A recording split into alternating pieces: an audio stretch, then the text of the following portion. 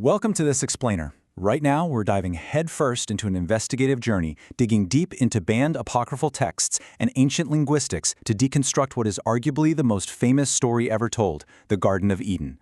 We're going to uncover an alternative history of humanity presented in these sources, focusing specifically on the suppressed, true origins of a figure you've probably heard of, Lilith.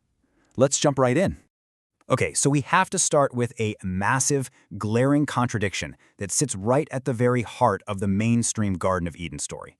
It's one of those questions that, once you hear it, kind of changes how you look at the entire text. If the Creator commanded the first humans to reproduce, why on earth were they banished for doing exactly that? Think about it. In the core texts of major Abrahamic religions, like the Book of Genesis and the Torah and various references in the Quran, God explicitly encourages reproduction. The exact words are, "Be fruitful and multiply." Yet, the popular cultural myth we've all been taught tells us that the original sin, the thing that got Adam and Eve kicked out of paradise, was their physical, intimate relationship. But if they were literally commanded to multiply, the sin couldn't just be human intimacy between a husband and wife, right?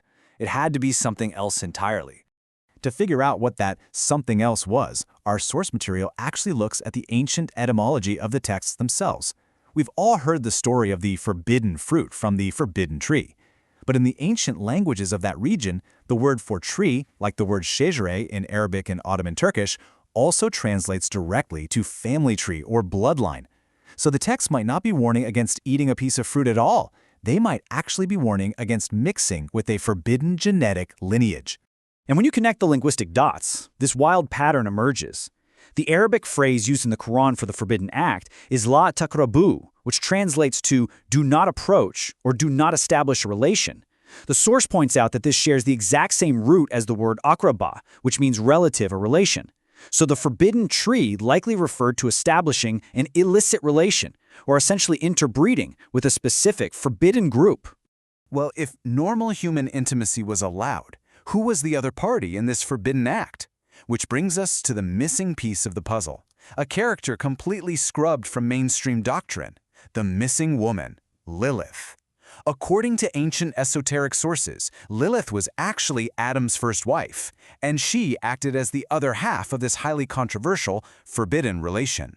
And look, this isn't just some isolated Jewish mystic tradition. This exact same female entity pops up in mythologies all over the world. In Anatolia, she's known as Al-Kharisi. Over in ancient Sumer and Akkad, she's Inanna or Ishtar. In Greco-Roman myth, she's associated with Venus and Aphrodite. And in Jewish mysticism, of course, she is Lilith. She has this undeniable universal footprint across all of human history. But what exactly was she? What species did Lilith belong to? Well, our source material radically redefines some terms here, specifically jinn and Satan. You kind of have to forget the modern Hollywood idea of invisible ghosts or spiritual demons. According to these esoteric readings, the jinn were a distinct biological species that coexisted with early humanity, and they were essentially extraterrestrial. They observed humanity from the stars. So the forbidden act in the garden was the mixing of the human biological species with this entirely different otherworldly species. And this wasn't just some fringe theory in the ancient world. Back in 1945, the Nag Hammadi Library was discovered in Egypt, which contained these incredible texts from the dawn of Christianity. One of them, called the Hypostasis of the Archons, explicitly states that Adam's two sons were from two entirely different biological fathers. The text literally claims Cain was the son of Satan, or a fallen angel, while Abel was the son of man. I mean, that is ancient apocryphal evidence of a dual bloodline theory right at the very origin of humanity. Now, you might be thinking this was just one rogue ancient document. Actually, no. Even the early founders of Western theology documented this stuff.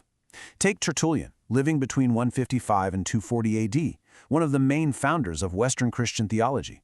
He also claimed that Cain was literally the son of Satan. This dual bloodline theory was incredibly well known before these texts were systematically banned, labeled as apocryphal, and scrubbed from the canonical Bible. So what actually happened to Lilith? Well, according to the Jewish mystical narratives, Lilith's story is one of ultimate rebellion. First, she demanded absolute physical equality with Adam, and when that was denied, she just fled the garden, entirely abandoning him. Then, when angels were sent to command her to return, she flatly refused. As punishment, she was cursed.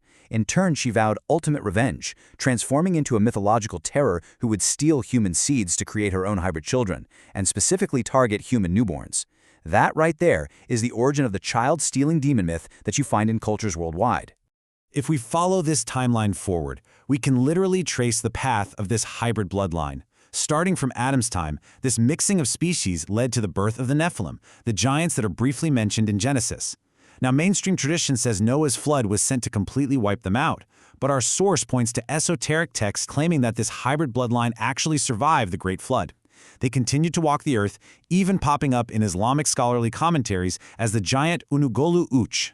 The survival of this bloodline even casts a huge shadow over Noah himself. Seriously, in the banned book of Enoch, Noah's father Lamech is deeply suspicious when Noah is born. He doesn't just look at his newborn child and smile, he suspects a massive cover-up. He literally runs to his father Methuselah and says, "This is not my son, he resembles the angels of heaven." Lamech suspected his own kid was the product of genetic hybridization by these extraterrestrial beings. A claim so wildly controversial, it's pretty much exactly why the Book of Enoch was banned in the first place. So here's the crucial point. How could you actually spot these descendants? Well, ancient texts are remarkably specific about the physical anomalies of these Nephilim descendants. Giants, like Goliath, and even entire tribes associated with them were explicitly described as having a very specific genetic mutation: 6 fingers on each hand and 6 toes on each foot. And here's where it gets absolutely fascinating. This ancient history might literally be hiding in plain sight right now, maybe even on the watch you're wearing. Humans developed base 10 math because, well, we have 10 fingers. It makes sense. But why do we have leftover base 12 systems? Why do we say 11 and 12 instead of 1-teen and 12-teen? Why are there 12 hours on a clock face? The source poses this wild, mind-blowing theory. What if this base 12 math was introduced by an ancient, 6-fingered hybrid species? Let's pivot for a second and look at some physical, archaeological evidence to ground these myths. Let's look at Göbekli Tepe in modern-day Turkey, which is currently the oldest known monumental structure in the world.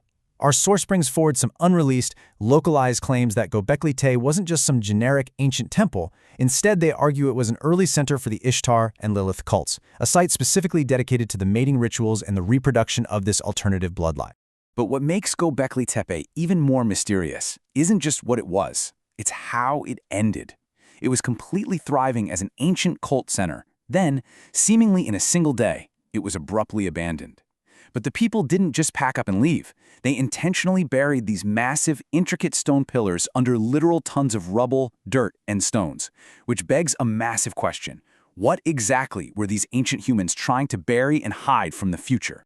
As we pull all these threads together, we have to look at the name of the mother of humanity herself. In the source's esoteric reading, the ancient etymology of the name Hava, which we know as Eve, is deeply startling. In ancient linguistic roots, it translates directly to snake. This completely links the supposed mother of mainstream humanity directly to the very serpent that caused the downfall in the Garden of Eden in these esoteric texts. All of this culminates in a highly controversial modern theory that the source draws from interpreting these ancient texts. It hinges on the esoteric belief that true lineage passes strictly through the mother, tracing all the way back to Hava or Lilith.